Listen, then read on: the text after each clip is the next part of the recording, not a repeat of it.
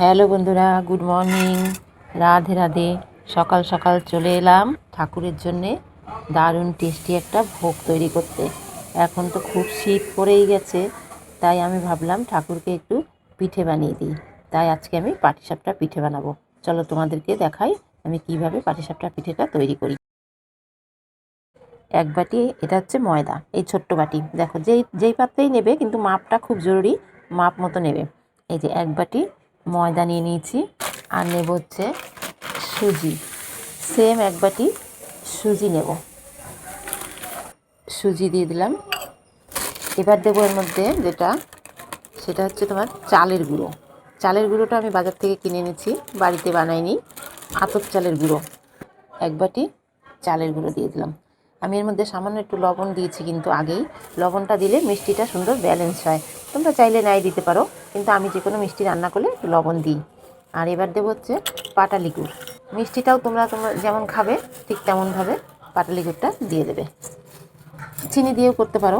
আমি যেহেতু এখন তো শীতের সিজনে পাটালি গুড়, খেজুরের গুড় সবই উঠে গেছে, তাই আমি এখন পাটালি গুড় দিয়ে এটা বানাবো। আমি গুড় দিয়ে দিলাম। আচ্ছা, এবার এটাকে আমি খুব সুন্দর করে মিশিয়ে নেব সমস্ত জিনিসগুলো দিয়ে। এই যে এবার আমি এর মধ্যে জল দেব, জল না, দুধ দেব।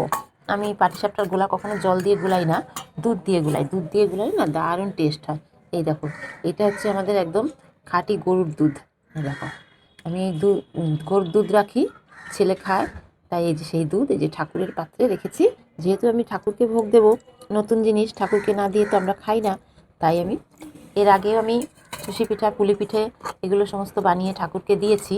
ভিডিওটা এখনও ছাড়া হয়নি, দেব তোমাদেরকে ভিডিওটা, কিভাবে তৈরি করেছি, পুলি পিঠে কীভাবে তৈরি করতে হয়, সুশি কীভাবে তৈরি করতে হয়, সমস্তটাই তোমাদের সঙ্গে শেয়ার করব।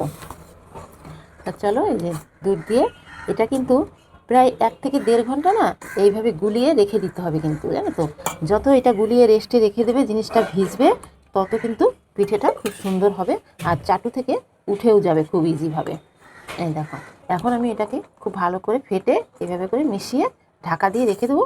1.5-2 ঘন্টার মতো রেখে দেবো। চলো তাহলে এটা এবার আমি ঢাকা দিয়ে রেখে দিই, পরে আবার আমি তোমাদেরকে দেখাবো যে আমি কীভাবে পিঠেটা তৈরি করছি। বন্ধুরা, তোমরা কি পিঠে খেতে ভালোবাসো? আমি তোমাদের জন্য দারুণ 5টি রেসিপি নিয়ে এসেছি। আমি যেইভাবে তৈরি করি, যেমন ক্ষীর ভরা পাটিসাপটা, দুধ পুলি, গরম গরম চিতই পিঠে, মজাদার ভাপা পিঠে, এই সবগুলো রেসিপি লিংক ডেসক্রিপশনে দিয়ে দিয়েছি। তোমরা গিয়ে ঝটপট ডাউনলোড করে বাড়িতে বানিয়ে বাচ্চাদেরকে দাও, তোমরাও খাও।